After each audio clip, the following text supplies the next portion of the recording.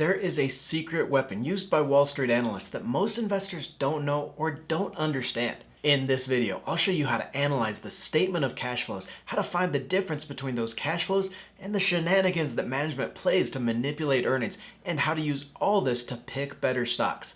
We're talking the cash flow statement explained today on Let's Talk Money. Hey Bowtie Nation, Joseph Hogue here with the Let's Talk Money channel, and I want to send a special shout out to all you out there in the nation. Thank you for spending a part of your day to be here. If you're not part of the community yet, just click that little red subscribe button. It's free and you'll never miss an episode. I am really excited about this video. We did our income statement analysis video first because, well, it's the most popular of the three financial statements. But Nation, the cash flow statement, this is where it's at for the professional stock market analyst. Seriously, your first 3 years as an analyst, you can basically just expect to go blind doing cash flow models and using this statement right here to compare stocks. And besides some of the great information I'm going to show you today from the statement of cash flows, it's also so neglected by the media and most investors that this is your best opportunity for analyzing and finding the very best stocks to buy. So in this video, I'll start with the basics. What is the cash flow statement and what does it show? Then I'm going to show you how analysts use it and some simple analysis techniques that you can use to be a better investor. We'll cover free cash flow analysis, all the cash flow ratios that every investor must know, really just a great video for learning how to invest. It's part of a special investing education series that I'm starting, showing you what it really means to analyze stocks and invest your money. I'll be using content straight out of the curriculum for the Chartered Financial Analyst designation, the gold standard for stock analysts working on Wall Street. The designation involves 3 years of exams and thousands of pages of curriculum, but I'll be laying it all out for you in these videos. Now I'm going to be putting this one and all those videos into a playlist called How to Invest in Stocks right here on the channel. Make sure you tap that subscribe button so you don't miss any of these, because I've got some great in-depth videos coming from options trading strategies to technical analysis and how to beat those investor behaviors that are going to lose your money. I'll be putting timestamps in the video description below if you want to jump around to different sections. Please though, Nation, give this video some time. Put it on your watch list later if you have to, because this is where you're going to learn how to do that professional level analysis that's going to make you a better investor and help you make more money investing. The cash flow statement shows actual cash collected and paid by a company. It breaks this into 3 sections: cash flow from operations, cash flow from investing, and financing cash flows. And I'm going to show you exactly what's in each of these in a little bit. Now, we did look at that income statement in our previous video, and the difference can be a little confusing here, but it is hugely important. Remember, that income statement with the sales a company books, all the expenses it pays, and the earnings it reports to shareholders, that has nothing to do with cash. If a company is selling on credit, giving customers time to pay on those sales, then it's booking a lot of revenue, but maybe not collecting a dime. And why looking at the statement of cash flows is so important then is that it's going to reveal all those shenanigans that management plays with the income statement. All those tricks that we talked about in the prior video that management's going to use to make those earnings look better, to impress investors and manipulate the stock price. You're going to be able to see through those by analyzing the cash flows. Because again, management can sell all the products it wants on credit, but if it's never collecting on those, never collecting the cash, then the company's eventually bankrupt. It can move expenses onto the balance sheet, so trying to artificially boost those earnings like we saw in that AOL example, but if it's actually paying out the cash for those expenses, then you're going to see through the truth of that. You're going to see the truth on the statement of cash flows. So an analyst then is always going to make this their first stop, working through that cash flow statement. They're going to be studying these 3 sections to see where the company is spending its cash and where its sources of cash are coming from. Whether those core operations are a legit source of cash, or if the company's just staying solvent through issuing debt or selling assets. When we get to those analysis techniques, I'll show you how to find the trends in cash flow and compare stocks with a common size cash flow statement. We'll look at 2 ways to measure free cash flow and then the cash flow ratios you can use to pick better stocks. And I can already see some eyes glazing over out there. Nation, I do not want to turn you into an accountant. What I do want to do though is just give you a basic understanding of what's going on here, some simple tools for analysis that will make the difference when you're investing. So starting off here, you have to know where to find that cash flow statement, and there are a couple places you can find this and really all 3 of those financial statements for a company. Now, the best is going to be directly from a company's investor relations page. All publicly traded companies are required to have this page and have the quarterly and annual financial statements available to investors. So you'll look for a tab called SEC Files or maybe just Financials. Then download the 10Q, which is the quarterly earnings report, or the 10K, which is the annual report. You can also find the financial statements on any brokerage platform or most investing sites like Morningstar here. Now let's get started here, and we'll use the Apple statement of cash flows as an example. You can see that it's separated into these three sections: operating activities, investing, and financing activities. And just like we saw with the income statement, at the bottom, it's always going to say, see accompanying notes. And again, for an analyst, these notes and then that management discussion section, the MD&A, it's a goldmine of detail into these financial statements. We're going to cover the basics here so we can get into those analysis techniques quickly though. Now back to the statement and this top section, cash flow from operating activities, or sometimes just abbreviated CFO. This is your core cash flow right here. This is the cash collected and paid in that day-to-day business activities of the company. And what we're going to see is that this statement really cleans up a lot of those accounting tricks that we saw on the income statement. The things that change earnings for better or worse, but aren't really cash in or out of the company. Now, most of your cash flow statements are going to start with net income, and then they're going to adjust for all those non-cash items that you saw on the income statement, just to get a truer picture of the actual cash flow. For example, up here at the top, depreciation and amortization. Now we saw on the income statement that a company can buy a factory or develop an asset, something that's going to be generating income for years, and then instead of taking the cost of that purchase off of its income all at once, so instead of taking it off the income statement as an expense, the company can put that cost on the balance sheet and then take a portion of that, say maybe 5% a year, off the cost of its income as depreciation. So that depreciation expense, it's just a little bit of accounting magic. The company may have paid for that factory or the asset years ago, but it's still taking the cost of that off the income statement. It's not actually paying the cash now though. So then if we were just looking at the net income from that income statement, we would get a skewed look at the company's actual cash generating power because there's all these non-cash items like depreciation. That's what the cash flow statement is for, showing an adjustment so we can actually see how the company generates its cash for its shareholders. And then knowing this, there are a few things that you want to check in this top section of the cash flows. First is this accounts receivable, and the fact that it's a positive number here means that the company's receivables are decreasing. Now remember, those receivables are just the amount of product the company has sold on credit previously. So when a receivable decreases, it means the company is collecting cash on those credit sales. Of course, a negative number isn't an automatic warning sign here either. The company might have made a big sell to a credit customer this year, so that receivables account went up. So it does take just a little bit of financial detective work. This is where you would need to check the balance sheet and the notes for more detail, but it's just very important to know that the company is able to collect on those credit sales it's been making. Remember, in that income statement video, we talked about how management can artificially boost its earnings by easing its credit policy, basically just selling to anyone and everyone on credit. Even if it's less certain to ever actually get paid for those sales, it can boost its earnings by booking those sales now. With this kind of cash flow analysis of the receivables is how you're going to see through those shenanigans. Another important line item here is going to be inventories. Now this is the unsold product the company is holding on its balance sheet, and the changes here are going to show up in the cash flows. Now like with a lot of these, a small number positive or negative really doesn't tell you much. It's the larger changes that you want to watch for, like this change from $828 million in 2018. The fact that it's a positive number generally means that the company has sold off and collected cash on some of those inventories that year, which is of course a good thing. The warning sign here would be if this inventories number was large and negative for several quarters in a row. A negative cash flow number here for this inventories might mean that the company is building up that unsold stock of product. So here you've got to ask yourself, does this mean it might be stuck with a lot of outdated or unsellable product? Or is there some reason that customers just aren't buying this inventory at a pace management thought it would? Now, overall here with this section, it's a good sign when the cash generated by operating activities is higher than that net income.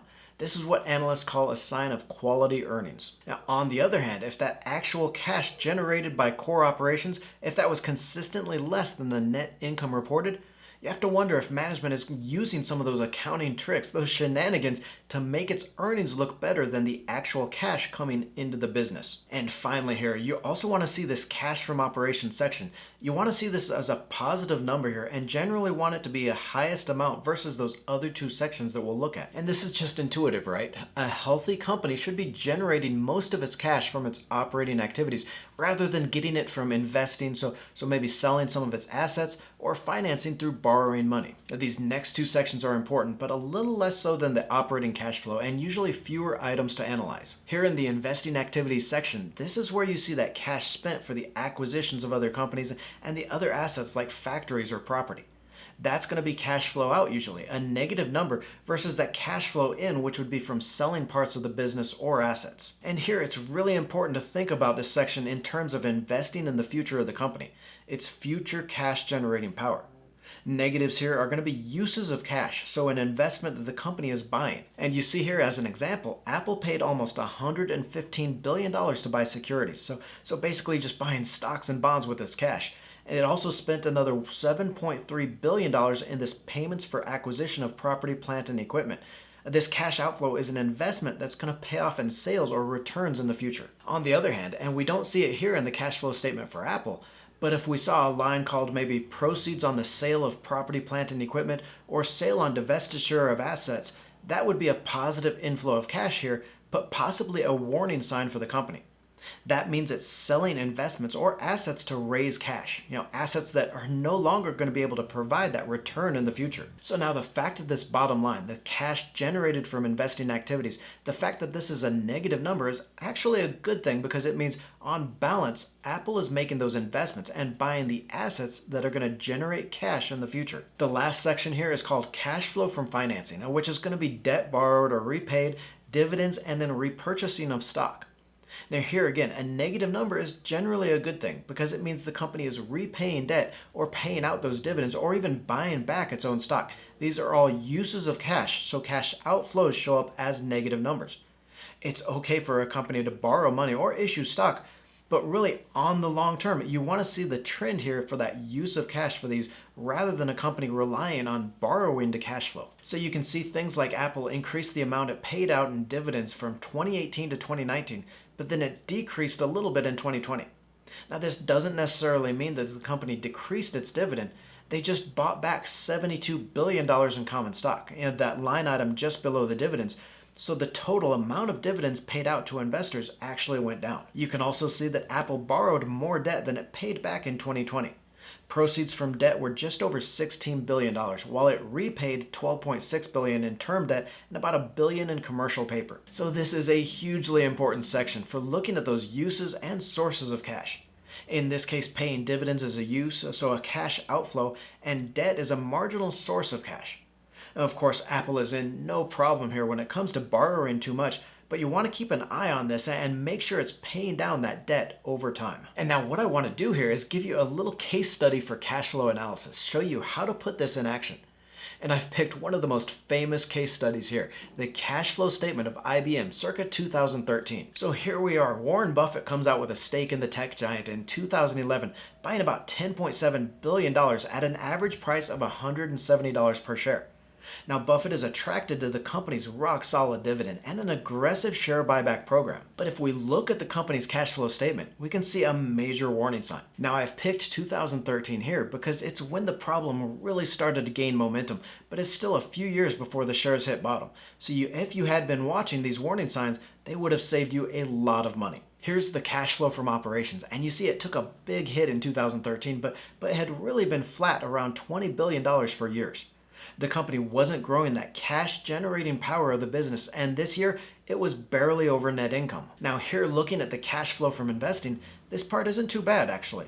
The company is investing slightly less in its property, plant, and equipment over the 3 years, but it's not selling out a lot. Like, I would actually be more concerned if this first line, the negative numbers, went way down, and then the positive numbers on the next line went way up.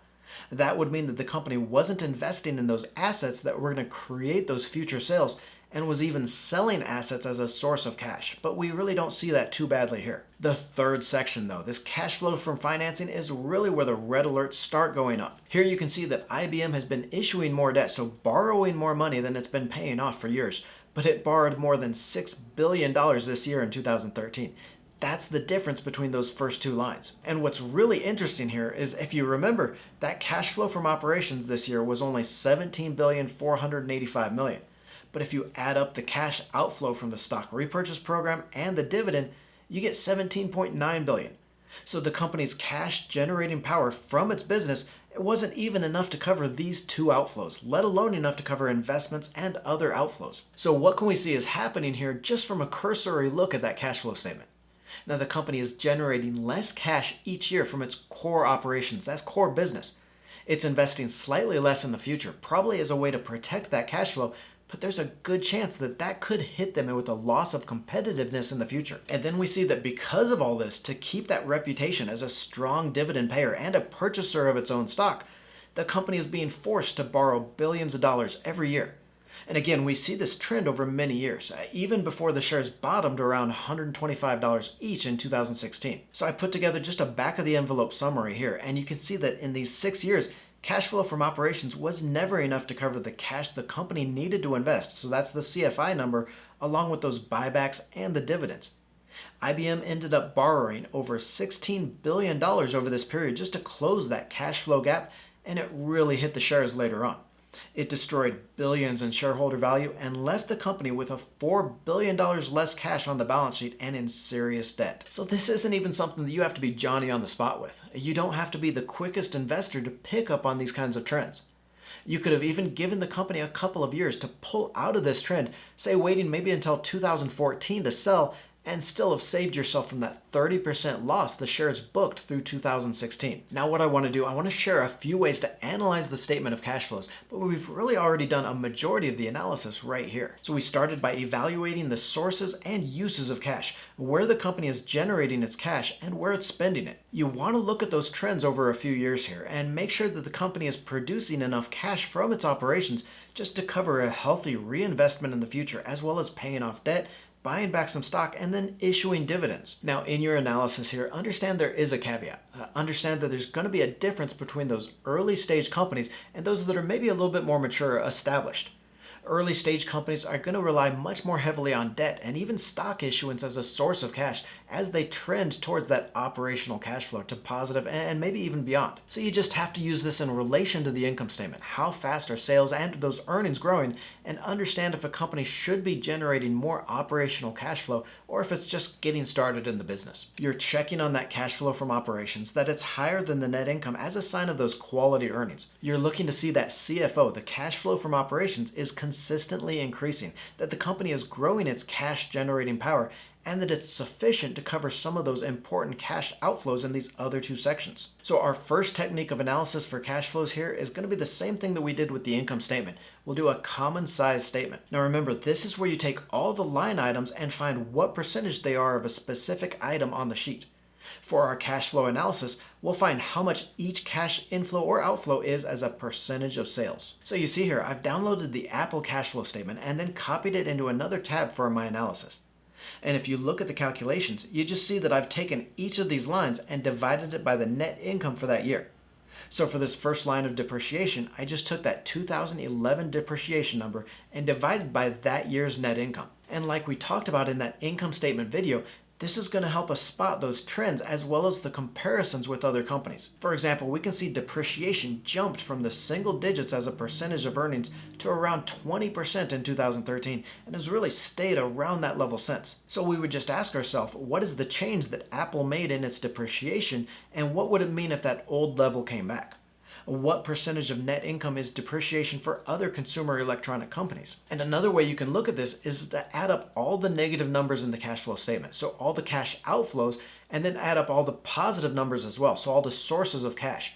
Then you take each negative number, each use of cash, as a percentage of that total outflow, and take each positive number as a percentage of the total inflows. That's going to give you a great way of seeing which line items are the biggest chunks or the most important pieces of a company's inflows and outflows of cash. Another important way to analyze a company's statement of cash flows, and we've already hinted at this a little, is through free cash flow analysis. Free cash flow is how much of the company's operating cash flow, that core cash generating power of the business, how much of that is left after investing in capital expenditures and paying off debt. Now, CapEx is just the amount of investing the company has to do to keep the business running and making money. Enough investment in new products and property to maintain that level of cash flow. So then this free cash flow is just how much more cash the company is generating than it's required to maintain the business and pay down debt. In essence, it's how much cash could be returned to shareholders and not hurt the company's future. And this is actually a pretty easy calculation. The cash flow from operations is easy enough to find, always that last number in the first section. The CapEx number is generally going to be called either capital expenditures or investment in long-term assets, or like we see here with Apple, it's those two lines, the payments for acquisitions of property, plant, and equipment, and then payments made in connection with business acquisitions. So just think about what you're looking for in this number, and it's usually pretty easy to find. Any use of cash associated with long-term investment in assets like property, plant, and equipment, or acquisitions. Then the debt number is going to be the net borrowing and repayment. So here we see that Apple borrowed just under $16.1 billion in debt and paid off about $12.6 billion for net borrowings of $3.5 billion this year. And then put this all together. So CFO minus CapEx and plus net borrowing. So $80.6 billion minus $8.8 billion, and then add back $3.5 billion in new debt gives us free cash flow of $75 billion for the year. Now, normally we would like to see that a company is paying off its debt, so we'd be taking that operational cash flow, the CFO, minus CapEx, and then minus out the cash that it used to pay off the debt. Borrowing is okay for a year here, but we'd be worried if it happened over several years in a row, especially considering Apple has upwards of $200 billion in balance sheet cash. So why is it not using that to pay off its debt? Anyway, this free cash flow number, it's just a really simple way to make sure that the company is generating that excess cash that can be returned to shareholders. You can get a growth rate here over a period of years, compare it with other companies.